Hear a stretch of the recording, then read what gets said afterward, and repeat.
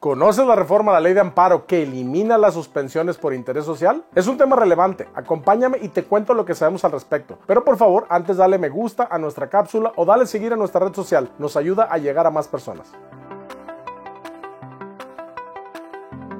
Comencemos con lo básico. ¿Qué es un amparo? Te cuento que es un medio de control constitucional que nos ayuda a protegernos como ciudadanos para que los poderes públicos o los privados que tengan algún tipo de autoridad no puedan pasar por alto nuestros derechos fundamentales. Su fundamento se encuentra en la Ley de Amparo, ley reglamentaria de los artículos 103 y 107 de la Constitución Política de los Estados Unidos Mexicanos. La Ley de Amparo nos brinda la posibilidad de defendernos ante cualquier acto de autoridad que atente en contra de los derechos humanos reconocidos en estos artículos de la Constitución. Por su parte, los tribunales de la Federación resolverán toda controversia que provenga de actos u omisiones emitidos por la autoridad que violen los derechos humanos, así como los que invadan la esfera de competencia de la autoridad federal. ¿En qué consiste la Ley de Amparo? La nueva Ley de Amparo se publicó el pasado 2 de abril de 2013 y tiene por objeto regular el procedimiento del juicio de amparo en México. Sin embargo, el juicio de amparo existe a nivel federal desde la Constitución de nuestro país de 1857. Se considera que Manuel Crescencio Rejón fue uno de sus creadores y se incorporó por primera vez en la Constitución del Estado de Yucatán en 1848. Pero fue hasta el proyecto del ilustre jalisciense Mariano Otero que con la fórmula llamada Otero se incluyó en nuestra Constitución de 1857. Nuestra figura de amparo es tan reconocida que sirvió de referencia para la elaboración del artículo 8º de la Declaración Universal de los Derechos Humanos, documento emitido por la Organización de las Naciones Unidas en 1948, así como el artículo 18º de la Declaración Americana de los Derechos y Deberes del Hombre. La finalidad de esta herramienta o medio de defensa jurídica es resolver las controversias que se deriven de actos o omisiones que sean violatorios de derechos humanos y cometidas por alguna autoridad, o desde 2013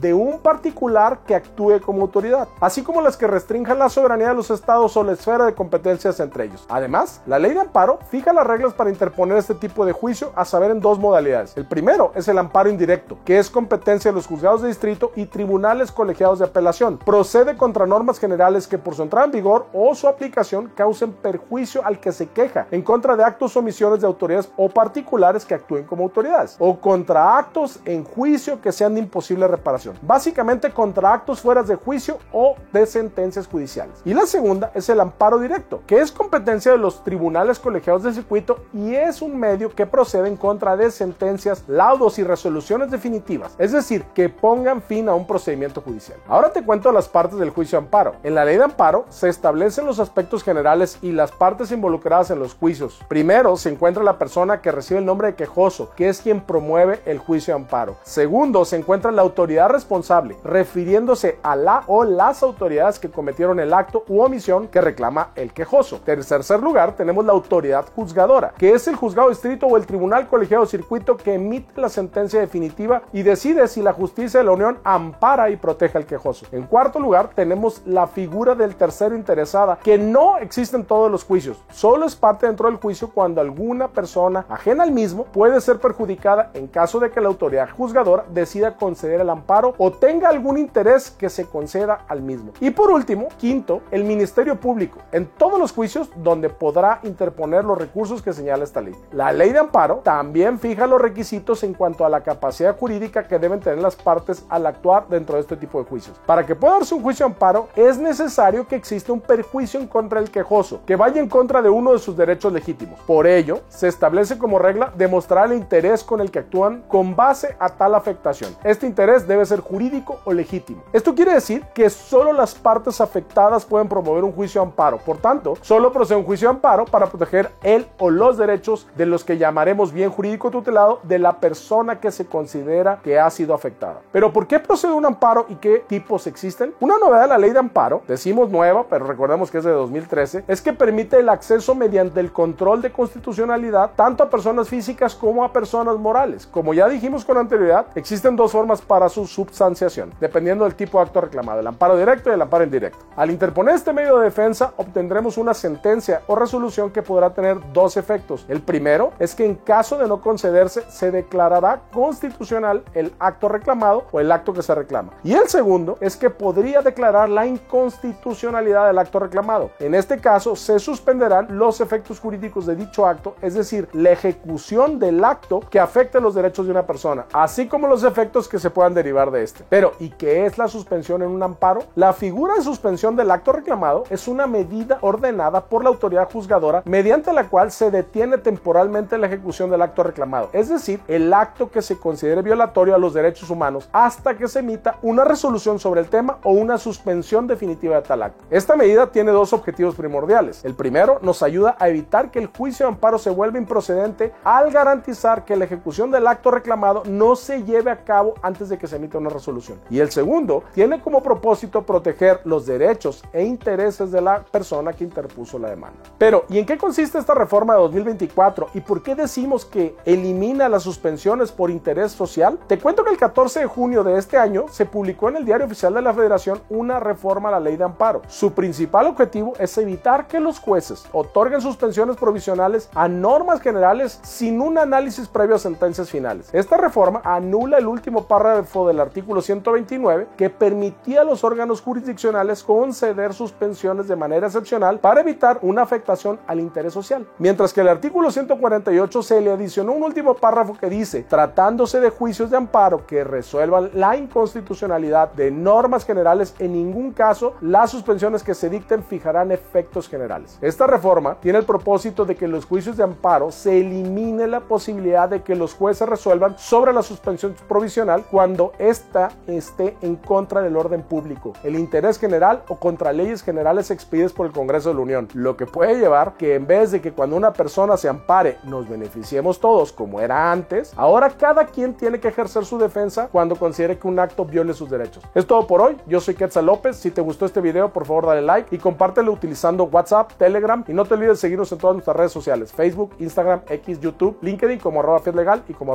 @Quetzal López. Recuerda que en Fiat Legal podemos asesorarte en materia legal, fiscal, contable e inmobiliaria.